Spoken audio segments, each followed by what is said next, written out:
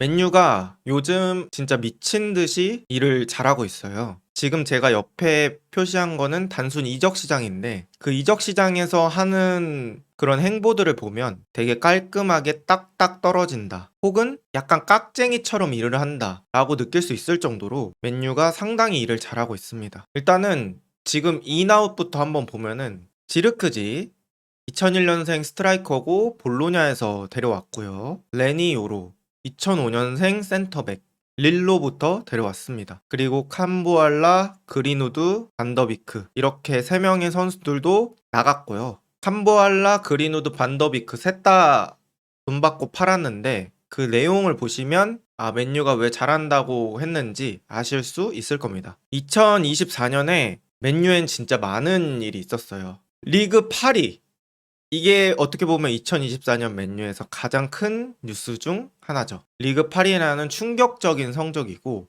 리그 8위 한 게 맨유가 역대 최초라고 합니다. 그리고 득실차도 마이너스 1, 그러니까 플러스 득실차가 아닌 것으로 이제 마무리를 해가지고 실점이 더 많은 시즌이 돼버렸어요. 게다가 선수들 줄부상 당해가지고 막 센터백도 막판에는 에반스, 카세미루 이렇게 정말 상상도 못했던 라인업으로 센터백을 구성한다든지 아니면 풀백이 없어서 린델로프가 왼쪽 풀백 가서 풀백을 뛴다든지 그런 식으로 계속된 선수들의 부상으로 인해서 수비 라인이 제대로 구성되는 경기가 거의 없었다고 보시면 돼요. 당연히 이런 줄부상으로 이제 테나우볼의 핵심인 선수들이 나오지 못하게 되니까 대표적으로 리산드로 마르티네즈나 루크쇼 이런 선수들이 나오지 못하게 되니까 테나우 특유의 후방 빌드업이 나오기 힘들었죠.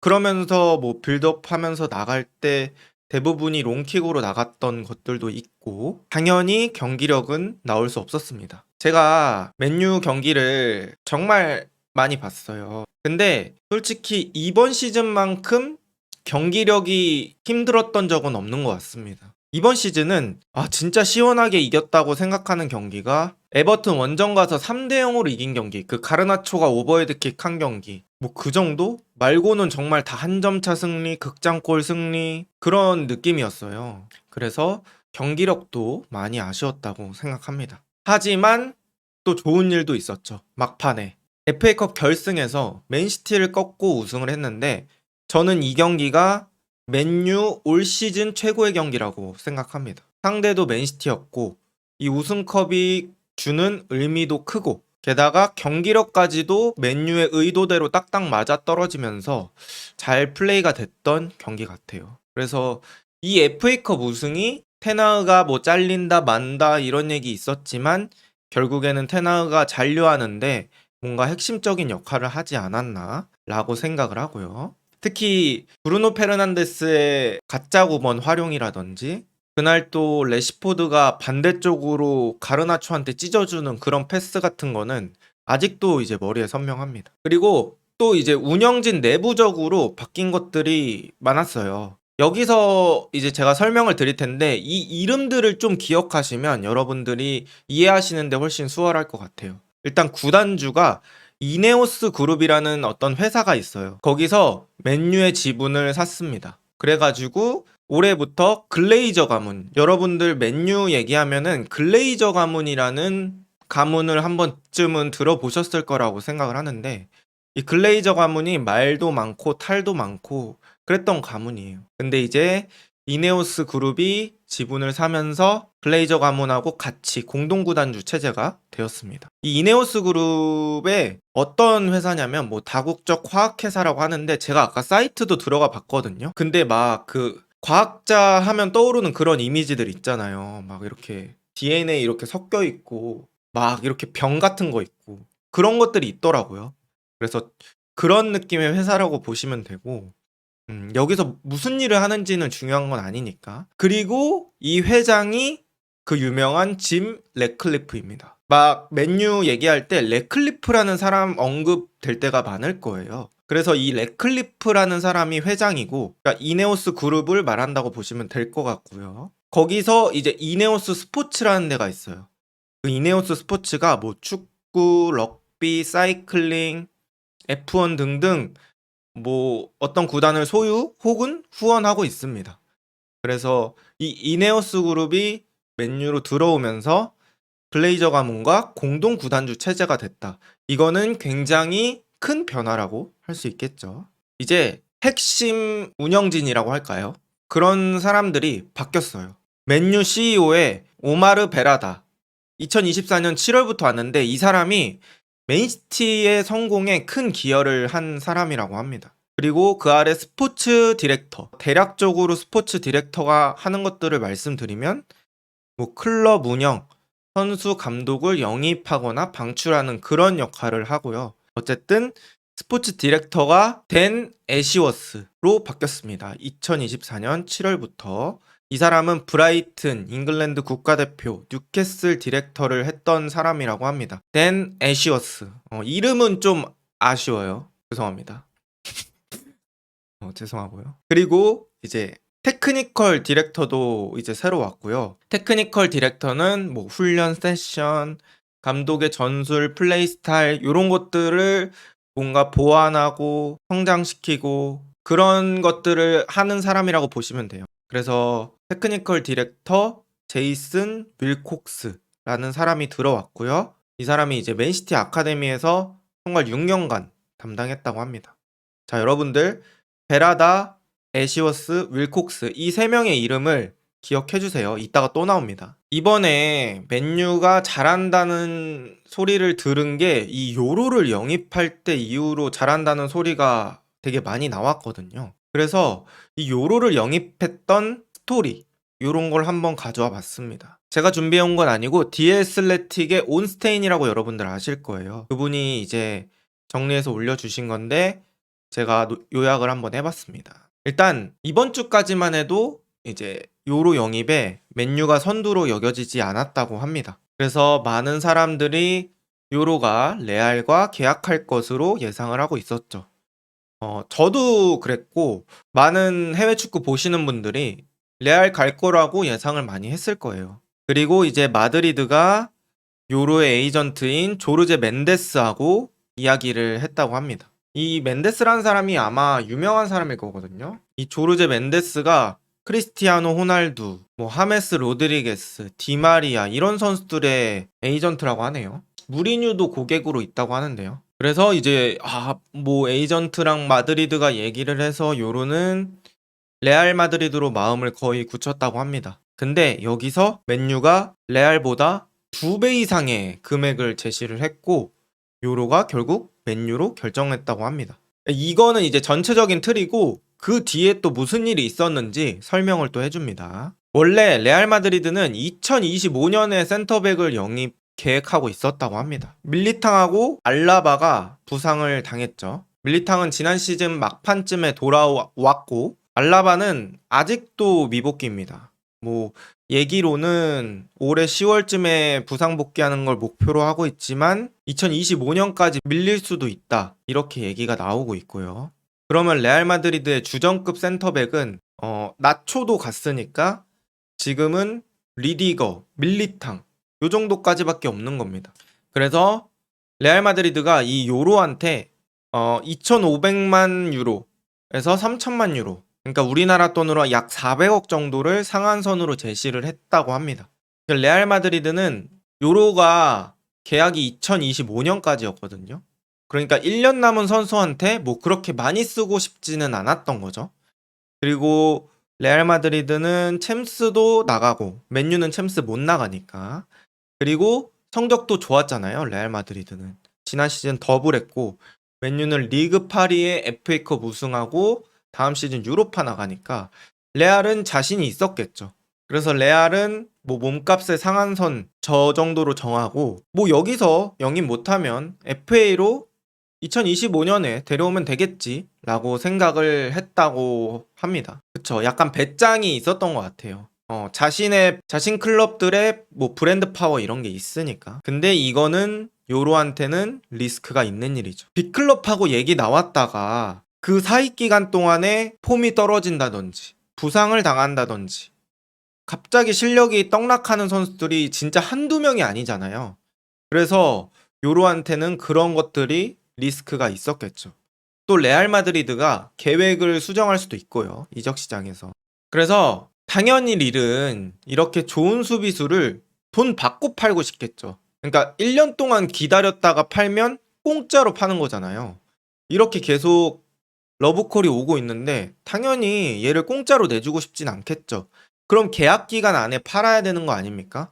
그래서 릴 입장에서는 야, 요로야, 너 맨유로 가라. 할 수밖에 없겠죠. 릴은 돈을 받고 싶으니까. 그래서 내부 소식통에 따르면 이제 요로한테 약간 출전 시간 같은 걸로 압박을 했다고 합니다. 너 맨유 안 가면 우리 팀 계속 남았다가 나중에 FA로 레알 가면 너 그러면은 많이 못 뛰게 할 수도 있다. 뭐 이런 식으로 압박을 했다고 합니다. 근데 여기서 맨유가 6,200만 유로, 약 937억. 거기다가 옵션으로 800만 유로, 121억 정도. 그러니까 총액이 거의 1,000억이 넘는 그런 계약으로 쭉쭉 치고 나간 거죠. 그래서 여기서 돈으로도 치고 나간 데다가 여기서 아까 말한 제가 이름 기억하라고 했잖아요. 그 삼총사. 베리다 CEO였죠. 애시워스 디렉터였습니다. 윌콕스 테크니컬 디렉터. 이렇게 3명이 관여를 했다고 합니다. 특히 윌콕스가 맨유가 얼마나 원하는지 그리고 너를 육성을 어떻게 할 건지를 말을 해줬다고 합니다. 뭐 이런 보드진의 노력까지 있으면서 요로가 맨유로 입성했다고 합니다. 계약 기간은 2029년까지고요. 5년이겠죠. 그리고 1년 옵션을 가진 걸로 이제 요로를 데려왔다고 합니다. 그래서 맨유가 이렇게 필요한 선수는 힘을 빡 주고 쫙 한 번에 끌어당겨서 거의 일주일 만에 빠르게 당겨왔다고 보시면 되고요. 그리고 맨유가 또 요로 말고도 지르크지 영입 오피셜이 떴고 지르크지는 벌써 옷 입고 맨유 와가지고 영상도 찍었습니다. 그래서 지르크지도 마찬가지로 2029년까지 계약을 했고 1년 옵션이 있는 계약이라고 합니다. 여기서 또 맨유 보드진이 잘했다고 생각이 드는 점은 4천만 유로, 그러니까 605억 정도의 이제 250만 유로를 얹어주고 이적료 3년 분할 지급으로 쇼부를 봤다고 합니다. 이적료 3년으로 나눠서 이렇게 주는 거는 구단 재정에 아무래도 이제 현금을 확보하는 데 좋겠죠. 일시불로 주는 것보다는 할부로 주는 게 일단 당장 손에는 돈이 많이 남으니까. 그래서 현금 유동성을 확보했다는 점에서도 지르크지 영입할 때도 되게 깍쟁이처럼 계약을 잘 했다라고 보시면 될 것 같고요. 그 다음에 이제 그린우드를 매각을 했습니다. 근데 이제 그린우드를 매각하면서 세론까지 붙였다는 게 맨유가 또 깍쟁이처럼 일을 잘했다라고 보시면 될 것 같고요. 일단 이적료 3천만 유로에다가 50% 세론 조항을 붙여서 팔았습니다. 2029년까지 계약했다고 하고 세론 간단 설명을 제가 한번 해드릴게요. 가정입니다. 맨유에서 마르세유를 일단 갔잖아요. 그리고 마르세유에서 잘해서 아스날로 간다고 가정해 보도록 하겠습니다. 마르세유에서 아스날 가는데 아스날이 이적료 1,000억을 주고 그린우드를 사왔다고 가정해 볼게요. 그러면 아스날이 맨유한테 500억을 줘야 됩니다. 그러니까 마르세유는 자신의 나중 이적료까지 조금 손해보면서까지 데려온 거고 맨유는 또 이적이 발생하면 추가 이득을 얻을 수 있는 계약을 한 거예요. 보통 이제 세론으로 계약했다고 하면 총 들고 협상하냐? 뭐 이런 얘기 나오거든요. 그래서 맨유가 정말 이거는 마르세유한테 거래를 잘 했다라고 보면 되겠습니다. 뭐 이제 파는 것도 잘하고 있는 맨유입니다. 반더빅, 캄보알라 뭐 이런 잉여자원까지 처분을 잘 했는데요. 반더빅이 저는 개인적으로 아약스에서 플레이할 때 되게 인상 깊게 봤던 선수예요. 되게 제가 좋아하는 스타일로 축구를 하는 선수였는데 뭔가 축구 지능도 좋아 보였고 움직임이나 이런 것도 되게 영리하다고 생각을 했는데 맨유 와서 너무 활약을 못 해가지고 거의 맨유에서는 모습을 보지 못했고 뭐 임대도 가고 해봤지만 이제 살리기 힘들었다고 판단하고 이적료는 50만 유로 7억 정도라고 합니다. 제가 본 이적료 중에 가장 적습니다. FA가 아니고 50만 유로 주는 거는 처음 봤어요. 어쨌든 반더빅을 7억에 팔았다고 보시면 되고 뭐 옵션에 따라서 추가로 증가할 수는 있다고 하는데 옵션 세부 내용까지는 네, 정확히는 저도 파악을 못했고요. 그리고 이제 캄보알라. 저는 캄보알라 처분도 되게 잘했다고 생각하는데 이적료 1,000만 유로, 그러니까 우리 돈으로 150억 정도에 팔았어요.